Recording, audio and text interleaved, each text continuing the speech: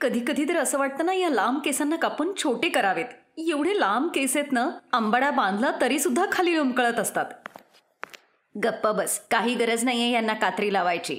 तुला माहितीये किती मोठ्या मुश्किलीने तुझे हे केस वाढवलेत मी. लहानपणापासून तुला एवढं चांगलं तेलाने मालिश करून, ॲलोवेरा जेल लावून तुझ्या केसांची खूप चांगली काळजी घेतलीये मी, म्हणून ते एवढे लांब सडक झालेत. आता लवकर आवरून घे, आपल्याला जायला उशीर होतोय. ठीक आहे आई, 10 मिनिटात मी तयार होते. मग काही मिनिटातच प्रियांका तयार होऊन आपल्या आईबरोबर शर्माजींच्या एका फंक्शनला जाते. तिथेच कौशल्याबाई आपला मुलगा गगन बरोबर तिथे आल्या होत्या. कौशल्याबाईंचं लक्ष जेव्हा प्रियांकाच्या लांब सडक घनदाट केसांवर जातं तेव्हा ती त्यांना खूप आवडते.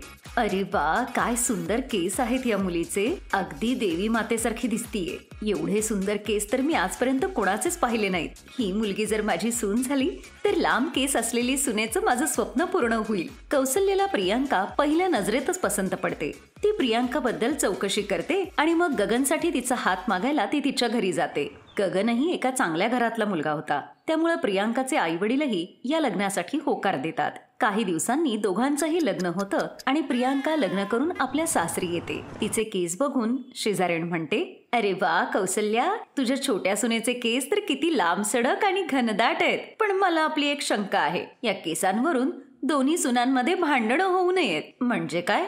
म्हणजे कुठे हे धाकट्या सुनेचे एवढे लांब सडक केस आणि कुठे तुझी मोठी सून अगदी टकली. म्हणून म्हटलं, या केसांवरूनच तुझ्या दोन्ही सुनांमध्ये भांडणं व्हायला नकोत. त्या बायकांचं बोलणं ऐकून आता कौशल्यालाही या गोष्टीची भीती वाटायला लागली होती. तर प्रियांका आपली जाऊ टकली असल्यावरून खूप आश्चर्यचकित होते. काय, टकल्या आहेत जाऊबाई? हो सुनबाई, तुझी जाऊ टकली आहे. म्हणून लग्नात तिने तिच्या डोक्यावर पदर घेतला होता. तेव्हाच तिथे प्रियांकाची जाऊ अंजली येते, जी टकली असते. अंजलीने त्यांचं सगळ्यांचं बोलणं ऐकलं होतं आणि तिला या सगळ्यांचा खूप राग येत होता. जिकडे बघावं तिकडे हिच्याच केसांचं कौतुक होतंय आणि माझ्या टकलेपणाची मात्र मस्करी करतायत. आजपर्यंत कोणाची हिंमत झाली नव्हती माझ्याच घरी येऊन माझ्याच टकलेपणाची थट्टा करण्याची, पण आज हिच्यामुळे मला हे सगळं ऐकावं लागतंय. रागात येऊन अंजली आपल्या जावेकडे बघते आणि मग आपल्या खोलीत निघून जाते. असेच काही दिवस जातात. एक दिवस गगन ऑफिसमधून येताना आपल्या बायकोसाठी गजरा घेऊन येतो. हे घे प्रियांका, हे गजरे मी तुझ्यासाठी आणलेत. अरे वा, हा तर खूपच छान आहे गजरा, पण तुझ्या या सुंदर केसांपेक्षा जास्त नाहीये. पण तू जेव्हा हा केसात माळशील तेव्हा त्याची सुंदरता वाढेल. मग तूच तुझ्या हाताने माळ ना. मग गगन तिच्या केसात गजरा माळतो. खिडकीतून अंजली हे सगळं बघत होती आणि ती प्रचंड चिडून आपल्या खोलीत येते. काय नशीब आहे त्या प्रियांकाचं, देवाने एवढे चांगले लांबसडक केस दिलेत आणि त्यात एवढं प्रेम करणारा नवरा सुद्धा. जाऊन बघा जरा, किती प्रेमाने भाऊजींनी तिच्यासाठी गजरा आणलाय आणि तिच्या केसात सुद्धा माळलाय. मग तुला काय म्हणायचंय, तुझ्या या टकल्यासाठी मी पण गजरा आणू? अगं, जर गजरा तुझ्या डोक्यात माळलाच जाणार नाही मग उपयोग काय आणून? तू पण ना उगाच आपली मस्करी करते. तिचा नवरा हसून तिथून निघून जातो. लग्नाला इतकी वर्ष होऊनही मदनने कधीच अंजलीची अशी मस्करी केली नव्हती. पण आज लांब केसांवाली जाऊ घरात येताच तिचा नवराही तिची मस्करी करू लागला होता. त्यामुळे अंजली आपल्या जावेवरती अजूनच जास्त चिडली होती. काही दिवसांनी दोघींमध्ये भांडणं सुद्धा व्हायला लागली. दोघी सुनांमध्ये वाटणी करून टाकली.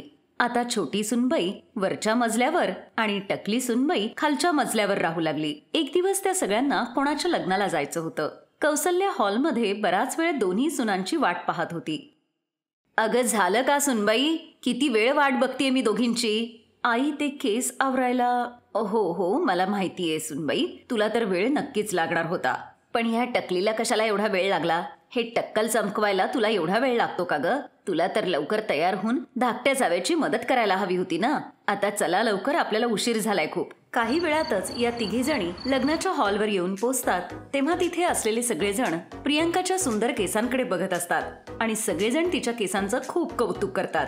वाव प्रियांका वहिनी, तू तर दिसायलाही किती सुंदर आहेस आणि त्यात तुझे हे सुंदर केस, त्यामुळे तर तुझं सौंदर्य अजूनच जास्त खुलून आलंय. सांग ना आम्हाला पण, तू काय लावतेस केसांना? ऐक ना, आपण एक सेल्फी घेऊयात का? लग्नात सगळ्यांचं लक्ष केवळ प्रियांकाच्या केसांवरच होतं. अंजली मोठी जाऊ होती, पण तरीही तिला तो मान सन्मान मिळत नव्हता जो प्रियांकाला मिळत होता. त्या दिवशी रात्री घरी आल्यानंतर तिला झोपच येत नव्हती. खूप घमेंड आहे ना हिला हिच्या लांब केसांचा. आता मी अशी आयडिया करते ना की बघतच राहील. दुसऱ्या दिवशी अंजली आपल्या जावेच्या खोलीत जाते आणि तिच्या उशीला च्युइंगम चिटकवते. थोड्या वेळाने प्रियांका किचनमधून काम करून थोडा आराम करण्यासाठी म्हणून झोपते. तेव्हा तिच्या केसांमध्ये च्युइंगम चिटकतं. अरे हे काय, हे च्युइंगम माझ्या केसांना चिटकलं कसं? आई आई. मग तिची जाऊ आणि सासू दोघी तिथे येतात. आई हे बघा ना, माझ्या केसांमध्ये च्युइंगम चिटकलंय. ओहो, आता तर तुझे केस कापावेच लागतील. मी आत्ता कात्री घेऊन येते. नाही नाही, त्याची काही गरज नाहीये. तू 2 मिनिटं थांब प्रियांका, मी आत्ता येते. सासूबाईंनी फ्रीजमधून बर्फ आणला आणि तो बर्फ त्यांनी प्रियांकाच्या केसांवर चोळला आणि ते च्युइंगम लगेच निघालं. अरे यार, या सासूबाईंनी तर माझा प्लॅन चौपट करून टाकला. दुसऱ्या दिवशी प्रियांका जेव्हा आंघोळीला जाते तेव्हा अंजली तिच्या खोलीत जाते आणि तिच्या केसांच्या तेलामध्ये हेअर रिमूव्हल क्रीम टाकते. जेव्हा प्रियांका ते तेल केसांना लावते तेव्हा तिचे खूप केस गळतात. अरे बापरे, माझे केस एवढे कसे काय गळाले? तेलाची एक्सपायरी डेट तर बरोबर आहे. कदाचित प्रियांका हे मिलावटी तेल असेल. असं कर, तू ही बाटली टाकून दे. मी उद्या ऑफिसमधून येताना नवीन तेल घेऊन येतो. असेच काही दिवस निघून जातात. प्रियांका जे कुठले प्रोडक्ट वापरायचे तेच सेम प्रोडक्ट अंजली सुद्धा वापरायची, पण तरीही तिच्या डोक्यावर केस येत नव्हते. आपल्या टकलेपणाचा तिला आता राग यायला लागला होता आणि जावेच्या लांब केसांचा सुद्धा. त्यामुळे ती आता असा विचार करू लागली होती की ज्यामुळे प्रियांकाचे सगळेच केस खराब होतील आणि तिला तिचे केस कापावे लागतील. मग वरती प्रियांका जेव्हा बाल्कनीत आपले केस सोडून बसली होती तेव्हा खाली असलेल्या अंजलीच्या डोक्यात एक विचार आला. आज प्रियांकाच्या या केसांचा शेवटचा दिवस असेल. आता खरी मज्जा येईल. अंजली तुळशीला दिवा लावण्याच्या बहाण्याने दिवा घेऊन बाहेर आली आणि प्रियांकाच्या लटकणाऱ्या केसांच्या जवळ ती तो दिवा ठेवते. त्यामुळे हळूहळू प्रियांकाचे केस जळायला लागतात. प्रियांका, सांभाळ स्वतःला. तेवढ्यात कौशल्य तिथे येते आणि आपल्या मोठ्या जावेला जोरात थोबाडीत देते. मला चांगलं माहितीये की तू हे जाणून बुजून केलेस. हे तुम्ही काय बोलताय? मी भले असं का करीन? कारण तू तिच्या लांब केसांवर जळत असतेस आणि ही गोष्ट प्रियांकाला आधीपासूनच माहीत होती. ते च्युइंगम पण तूच तिच्या उशीवर चिटकवलं होतंस. तिचं तेलही तूच खराब केलं होतंस. आम्हाला तुझ्या नवऱ्याने सगळं काही सांगितलंय. मला तर लाज वाटतेय तुला माझी सून म्हणून घेण्याची. मग मी काय करू? ही जेव्हापासून आलीये तेव्हापासून सगळेजण तुम्ही तिच्या केसांचंच कौतुक करताय आणि माझ्या टकलेपणाची मात्र मस्करी करत असता. आता माझे केस आपल्यापच असे गळून गेले तर त्याला मी काय करणार? तेव्हाच प्रियांका तिला जवळ घेते. दुसऱ्या दिवशी प्रियांका अंजलीला घेऊन केसांच्या डॉक्टरांकडे जाते आणि तिच्या टकलेपणावर इलाज करते. मग डॉक्टरांनी सांगितलेल्या उपायांनी आता अंजलीच्या डोक्यावरही केस आले होते. मग या दोघी जावा आता आनंदाने राहू लागतात. पाठवणीच्या वेळी सिमरन आपल्या बाबांच्या गळ्यात पडून खूप रडते. बाबा बाबा, मला तुमची खूप आठवण येईल. मी तुमच्याशिवाय कशी राहणार बाबा तिकडे? पोरी, जेव्हा तुला वाटेल तेव्हा तू माझ्याकडे ये. हे घर नेहमी तुझंच असेल. जा बाळा, तुझ्या आईचाही आशीर्वाद घे. तू मला आतापर्यंत जे काही प्रेम दिलंस त्याबद्दल खूप धन्यवाद. उगाच जास्त नखरे करू नकोस आणि जा आता इथून. असं बोलून तिची आई तिला धक्का देते आणि ती खाली पडणार तेवढ्यात तिचा नवरा नैतिक तिला पकडतो. काय झालं? तू पडलीस कशी? ते घागरा माझ्या पायात अडकला म्हणून पडले. मग तेव्हा सिमरन मनातल्या मनात विचार करते, बरं झालं आईने धक्का देताना कोणी पाहिलं नाही. मी नेहमी आईच्या प्रेमासाठी तरसत राहिले, पण तिने कधीच माझ्यावर प्रेम केलं नाही. मग सिमरन आपल्या सासरी येते. तिच्या सासूने तिच्या स्वागतासाठी गुलाबांच्या फुलांची सजावट केली. मग प्रेमाने त्या दोघांचं औक्षण करते आणि गिफ्ट म्हणून तिला सोन्याचा हारही देते. हे घे माझी सुनबाई, हे तुझं सुनमुख. सुनबाई, आता हे घर तुझं आहे आणि आम्ही पण. तुला काहीही हवं असलं आणि कुठल्याही कामात मदत हवी असली तरी आम्हाला सांगत जा. बरं, आता तुम्ही दोघंही दमले असाल, थोडा वेळ आराम करा. बाकीचे विधी आपण नंतर बघू. थँक्यू आई. सिमरन नैतिक बरोबर आपल्या खोलीत जाते आणि आराम करते. दुपारी 1 वाजता तिला जाग येते.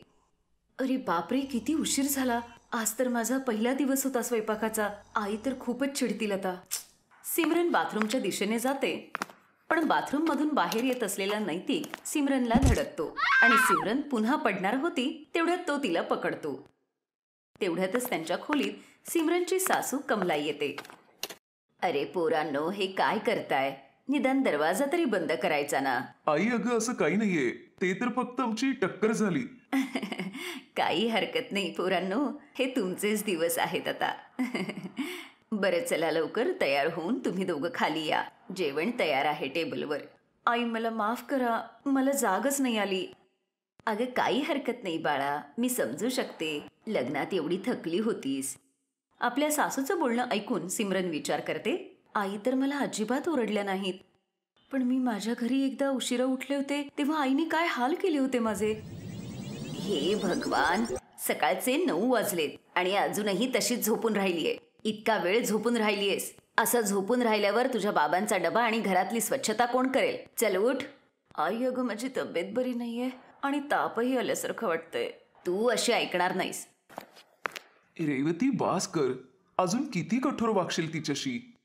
मला माहितीये तू तिला जन्म दिला नाहीयेस, पण कधीतरी खोटं खोटं प्रेम कर तिच्यावर. तुम्ही गप्प बसाव. मी जे काही करतेय ते तिच्या भल्यासाठीच करतेय. ती उद्या जेव्हा सासरी जाईल तिथे आजारी पडल्यावर मग ती लोकही नाटकं ऐकणार आहेत का तिची? म्हणूनच तिला आत्तापासून तयार करतेय. ठीक आहे, पण जरा नीट वाग तिच्याशी. शेवटी आपली एकुलती एक मुलगी आहे ती. तेव्हाच नैतिक सिमरनला म्हणतो, सिमरन, कुठे हरवलीस? चल तयार हो. हो हो हो. काही वेळानंतर सिमरन तयार होऊन खाली येते आणि तिची सासू तिची दृष्ट काढते. थू थू थू थू थू. माझ्या सुनबाईला कोणाची नजर नको लागायला. ये माझी सुनबाई, आता जेवण करून घे. ते सगळेजण एकत्र जेवण करतात. सिमरन प्लेट उचलायला जाते तर तिच्या हातातून ती प्लेट खाली पडते आणि ती फुटते. आई मला माफ करा, ते मी माझ्याकडून. काही हरकत नाही सुनबाई. अगं काय झालं बाळा, तू एवढी घाबरतीयस कशाला? काही झालं नाहीये. प्लेट आहे, तुटली तर एवढं काय, दुसरी आणता येईल. नाही नाही आई, ते मी खरंच मला माफ करा. मी खूप गोंधळ करते असा. मला मारू नका, मला मारू नका. दळभद्री कुठली, नवीन कप फोडलास तू माझा. केवढं नुकसान केलंस माझं. आता बघच मी काय करते. रेवती चुलीतलं गरम लाकूड घेऊन सिमरनच्या हाताला चटका देते. सिमरन जोर जोरात ओरडत होती, मला चटका नको देऊ, चटका नको देऊ. नैतिक लगेच सिमरनला जवळ घेतो. काय झालं? कोण चटका देतंय तुला? सुनबाई, काय झालं मला सांग.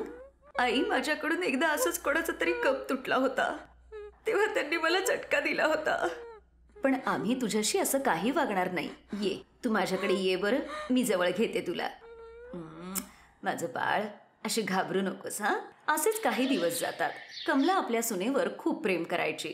ती तिला कुठल्याही चुकीबद्दल ओरडत नसायची. तिला प्रेमाने समजावून सांगायची. कमला आपल्या सुनेसाठी बाजारातून नेहमी काही ना काहीतरी खायला आणायची, नाहीतर नवीन कपडे तरी घेऊन यायची. आपल्या सासूचं एवढं प्रेम बघून सिमरनच्या डोळ्यात आनंदाश्रू यायचे. असाच एक दिवस कमला सिमरनच्या आवडीचा गाजराचा हलवा करते आणि तिला आपल्या हाताने भरवते.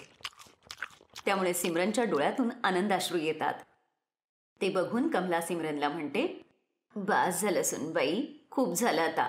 मी जेव्हाही तुझ्याशी प्रेमाने वागते तुझ्या डोळ्यातून लगेच पाणी वाहायला लागतं. नक्की काय झालंय? आपल्या आईसारख्या सासूला सांगणार नाहीस का तू?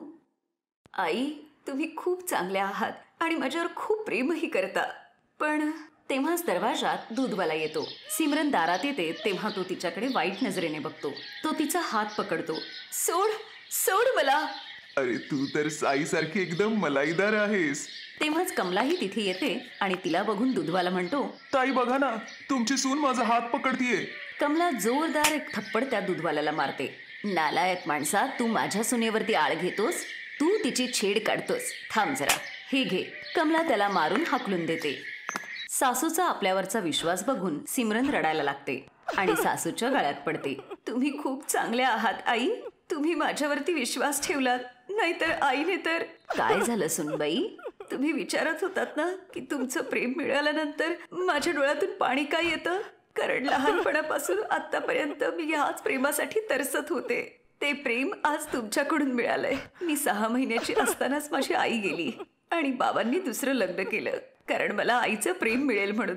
पण तिने कधीच मला आईचं प्रेम दिलं नाही. पण आता ते प्रेम मला तुमच्याकडून मिळतंय. आज इथला दूधवाला जसं वागला तसंच माझ्याकडे त्या दूधवाल्याने असं केलं होतं. पण आईने त्याला चुकीचं ठरवण्याऐवजी मलाच चुकीची समजली. काही हरकत नाही बाळा, आजपासून मी तुझी आई आहे. रेवतीबाईंनी भलेही तुला प्रेम नसेल दिलं, पण एक यशोदा म्हणून तुझा सांभाळ तर केला ना. म्हणून तर मला एवढी मुलीसारखी सुंदर सून मिळालीये. तेव्हाच दरवाजात मनोहर आणि रेवती येतात. हे सगळं बोलणं ऐकून त्यांच्या डोळ्यात पाणी येतं. रेवतीला आपल्या चुकांची जाणीव होते आणि ती सिमरनची माफी मागते. त्यानंतर सिमरनला आपल्या सासूकडून आणि आईकडून खूप प्रेम मिळतं. Best buddies.